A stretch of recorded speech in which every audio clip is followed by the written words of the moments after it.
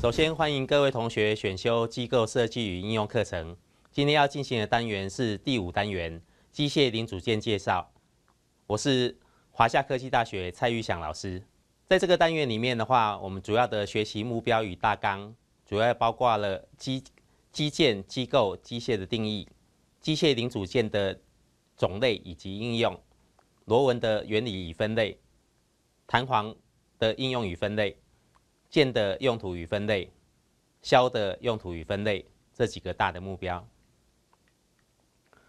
首先，我们进行第1单元机件、机构、机械的定义。首先，机件常称为机构元件，仅为一个单件，它是具有阻抗的物体，为组成机构所必须具备的要件。那一般而言的话，机件的话，它的大小、形状、功能可以是不一样。它可以是一个刚性的元件、挠性的元件、压缩性的元件。所以机件的种类的话，常用的机件的种类的话，包括了连杆、滚子、凸轮、齿轮、皮带、链条、弹簧等。接下来要介绍的是接头。为了要让机件有所动作，机件跟机件之间彼此之间必须用特定的方法把它连接在一起。一个机件与另外一个机件直接接触的部分，我们把它称之为对偶元素。一个运动队是由2个直接接触的机件的对偶元素所配接而成。这些运动通常是用接头来称呼它 ，joint 来称呼它。接下来我们来描述自由度。自由度的定义的话是 degree of freedom， 它是来描述运动队当中一个对偶元素对另外一个对偶元素之间相对的位置所需要的描述的独立坐标的数目。譬如说，各位在这边所看到的，它是一个球涡轴承。那球涡轴承的话，它可以绕着固定角度的旋转，如图里面的 C 大角。那这个 C 大角的话，我们可以把它投影到3个方向，分别是 X 的方向，还有 Y 方向，另外还有 Z 方向，这3个方向。那所以我们就说，这样的一个球涡轴承的话，它是具有3个自由度。另外，我们来描述一个运动的方式，也就是指的运动当中一个对偶元素相对于另外一个对偶元素之间的运动方法。它可以是一个直线的运动，也可以是一个平面运动，那也可以是一个空间运动。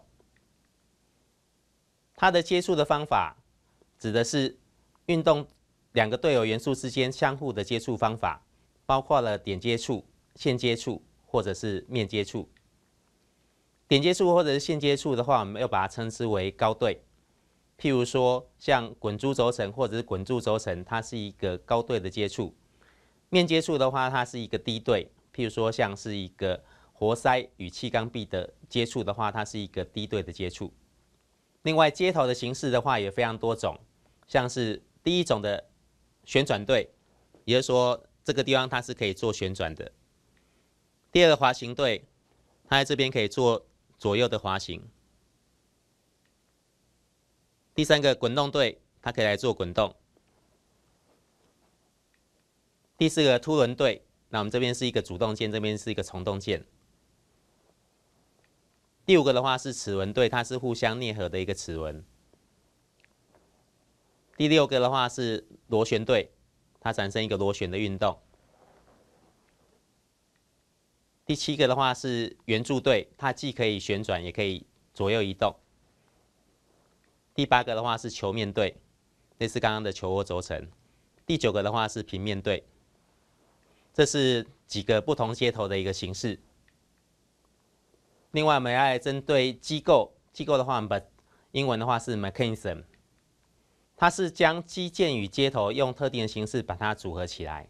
那我们使其中的一个或数个机件的运动，按照该组合所形成的规律，迫使其他机件产生一个确定可预期的动作出来，并且机件当中有一个机件的话，它是一个机架，也就是固定不动的部分，用以支撑其他的机件来运动。那这样的组合起来的话，就称之为机构。接下来我们来看连杆组。如果机件当中所有的机件通通是连杆，那所有的接头通通是属于旋转对，那我们就称这个机构它是一个连杆组 （linkage）。接下来我们来看一个平面机构。如果说我们的这个机件在运动的过程当中，它在上面的每一个点，它距离平面的距离是恒为一定，也就是说它的运动的一个轨迹是在一个平面上面来做运行的话，那我们就把它称之为平面机构。譬如说各位现在所看到的这个挖土机，挖土机的话，它现在如果这个挖斗的话是在这个固定的平面上面的话，它有3支油压缸来驱动它，1、2，还有3支油压缸来驱动它。那这个时候它就是它的运动的一个轨迹的话是在平面里面，所以我们就把它称之为平面机构。空间机构，那运动的轨迹的话，它在上面的运动轨迹是一个空间的曲线，那我们就称它为空间机构。譬如说这个是一个机械手臂，那机械手臂的话，我们在描述它的时候，就是可以来看说它的一个转动的方向，譬如说它有整个底下的旋转，然后手臂的旋转，那包括了手臂前端的一个 pitch roll and roll 的一个动作出来，所以我们就是描述它的一个运动的一个轨迹，它是在空间当中来做一个移动，所以我们就称它为一个空间机构。接下来我们来对于机械来进行一个定义，机械是 machinery， 机械是一个或多个机构的组合体。然后依照一定的规律能够产生一个确定可预期的动作出来，所以它除了能够来传达力量与运动之外，并且能够将输入的各种能量转换为有效的功，这称之为机械。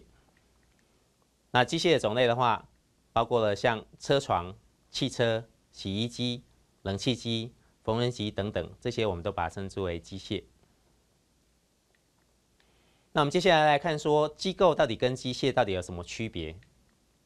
两者不同的地方，机构只能够来传达运动，可是它不一定能够来做功。然后机械的话，它能够来传达运动以及力量来做一个功。那机械常是一连串的系列的组合，但是机构不一定是一部机械。那两者相同的地方在于，机构与机械它在各个机件之间，它都能够维持一定的相对运动，或者是拘束的运动。机构与机械之间的话，它都是由一个固定机件和一个或多个以上的活动机件所组成的。在这个单元里面，我们主要针对机件、机构以及机械它的一个定义，还有空间的自由度、接头，还有机件之间的关系来做一个介绍。希望各位同学在这个单元里面有一些收获，谢谢。